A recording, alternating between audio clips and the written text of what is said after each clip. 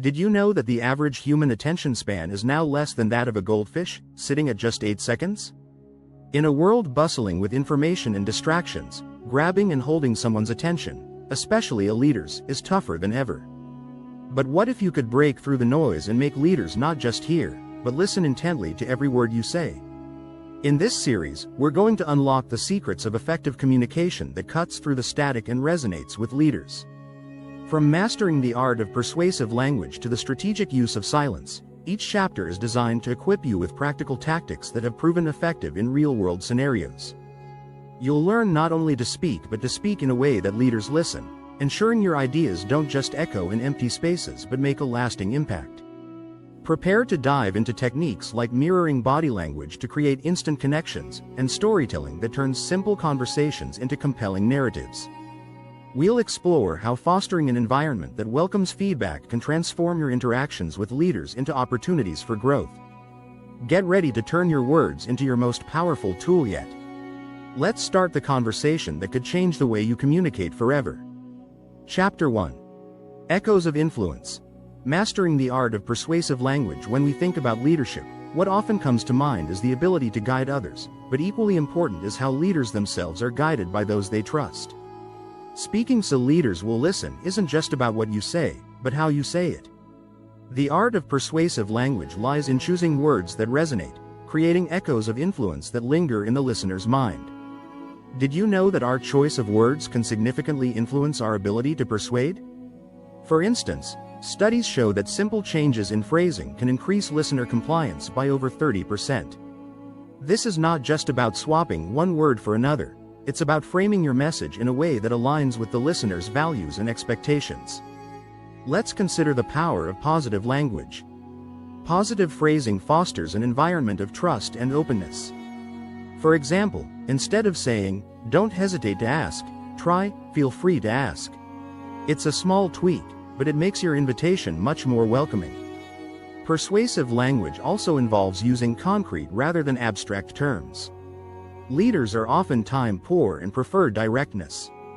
If you're proposing a new project, instead of saying, "This could potentially increase productivity," say, "This will increase productivity by 20% within the first 3 months." Specifics make your case stronger and your intentions clearer. Another key element is the tone. A calm, confident tone can make you sound more authoritative. This doesn't mean you should be loud. In fact, a lower pitch and moderate volume can make you seem more grounded and sincere. Think about how leaders like Martin Luther King Jr. or Winston Churchill spoke. Their strong, steady voices commanded respect and attention without strain. Incorporating questions into your speech is another strategic move. Questions stimulate the brain, making your conversation more engaging. Instead of making a statement, try framing it as a question. For example, instead of saying, "I think we should take this direction," ask, "What if we take this direction and see an increase in engagement?" Finally, remember the power of repetition. Repeating key points can reinforce your message and ensure it sticks. Just like in advertising, where messages are repeated to increase customer recall, in persuasive leadership communication, a well-timed repetition can make your point hard to ignore. Chapter 2. The Listening Ladder. Climbing up with curiosity. Engaging a leader's attention is just the first step. The next is to climb the listening ladder, and curiosity is your ladder rungs. Showing genuine curiosity about a leader's thoughts and challenges not only flatters but also engages them. It transforms the dynamic from mere conversation to meaningful exchange. Curiosity signals respect and interest. It makes the leader feel valued, turning what might have been a monologue into a dialogue. When you ask thoughtful questions, you're not just gathering information, you're showing that you care about their views and decisions. But it's important to ask the right kind of questions. Open-ended questions that prompt reflection and elaboration can lead to insights and deeper understanding. Instead of asking, "Do you like the new proposal?" you could ask, "What are your thoughts on the new proposal's impact on our team's workflow?" This not only shows you value their opinion but also encourages a more detailed response. Listening actively to their answers is crucial. It's not enough to just ask questions, you must also listen to the answers. Active listening involves nodding, maintaining eye contact, and occasionally summarizing what the speaker has said to show that you are following along. This demonstrates that you are engaged and value their input. Leaders are used to being the ones asking questions. By reversing this role, you position yourself as someone who is not only informed but also considerate of their perspective. This approach can break down barriers and foster an atmosphere of mutual respect. In the end, climbing the listening ladder isn't just about getting what you want. It's about building a relationship based on mutual understanding and respect. When leaders feel listened to, they are more likely to listen in return, creating a productive cycle of communication that benefits everyone involved. By employing these strategies, you're not just speaking, you're speaking so leaders will listen. And that's a powerful skill in any leader's toolkit. Chapter 3. Mirroring Majesty.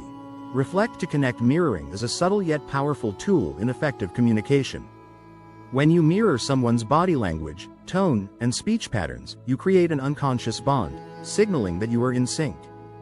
This technique is not about imitation, but about reflection, a way to show empathy and understanding. Studies have found that people who subtly mirror their conversation partner's body language can increase the person's comfort and willingness to engage. This doesn't mean copying every move. Rather, it's about adopting a similar posture or using similar gestures, which can make the conversation feel more natural and relaxed. For instance, if a leader tends to speak with hands, occasionally using hand gestures can make your interaction more harmonious. If they are reserved and speak softly, lowering your voice can help in making the conversation more intimate and personal. Mirroring also extends to the pace and volume of speech. Matching these can improve the flow of conversation. It's like dancing in rhythm. When both partners move in harmony, the dance is more beautiful. The key is subtlety. Overdoing it can seem insincere or mocking. The goal is to make the leader feel understood, not mimicked. It's about finding a balance that respects the individual's style while still being true to your own. Renowned psychologist Robert Cialdini mentions in his book, Influence: The Psychology of Persuasion, that people like those who are similar to them. Mirroring can capitalize on this by making the leader subconsciously feel more connected to you. Finally, remember that mirroring is most effective when it's combined with genuine interest in the conversation. It's not just about reflecting gestures but also attitudes and energy. This creates a more engaging and impactful interaction that can leave a lasting impression. Chapter 4. Strategic Silence. The power of the pause. Silence is a powerful tool in communication, often overlooked. In the hustle of everyday conversation, the pause can give your words weight and show that you are thoughtful. When done right, strategic silence can command attention and even respect. The power of the pause lies in its ability to create a space for reflection, both for the speaker and the listener. This is especially important when dealing with leaders who are accustomed to fast-paced, high-stakes environments. A well-timed pause can help emphasize a point, allowing it to resonate more deeply. Silence can also be used to draw attention back to yourself if you feel the listener's attention drifting. In moments where decisions hang in the balance, a pause can add gravity to what comes next, making people hang on to your next words. Moreover, pausing before responding to a question or comment can signal confidence. It shows you're considering your words carefully, which can enhance your credibility. Leaders respect someone who thinks before they speak, as it reflects a level of sophistication and respect for the dialogue. Practicing strategic silence isn't just about stopping mid-sentence. It's about using pauses to structure your message more effectively. Think of it like punctuation in writing. Just as commas and periods guide the reader, pauses guide the listener through the nuances of your speech. To start incorporating strategic silence into your conversations, begin by noticing natural breaks in your own speech patterns. Then, experiment with extending these pauses slightly, especially before key points. This can heighten anticipation and make your message more memorable. By mastering the art of the pause, you equip yourself with a subtle yet powerful tool that enhances your communication, ensuring your words aren't just heard, but felt. This makes you not just a speaker to leaders, but a communicator they remember and respect. Incorporating these strategies of mirroring and strategic silence into your communication repertoire can dramatically enhance how leaders perceive and react to your messages, fostering a more dynamic and effective leadership dialogue. Chapter 5. Narrative Leadership. Storytelling that sticks. Storytelling is not just for books and movies. It's a crucial skill in leadership communication. A good story can captivate an audience, simplify complex ideas, and inspire action. For leaders, whose time is often limited, a well-told story can be a powerful tool to quickly convey a vision or reinforce a key point. Did you know that our brains are naturally wired to respond to stories?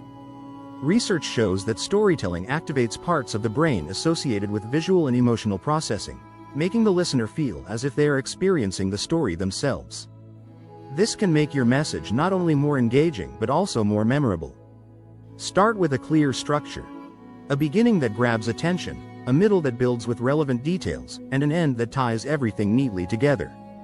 This helps maintain listener interest and makes the takeaway of your story clear.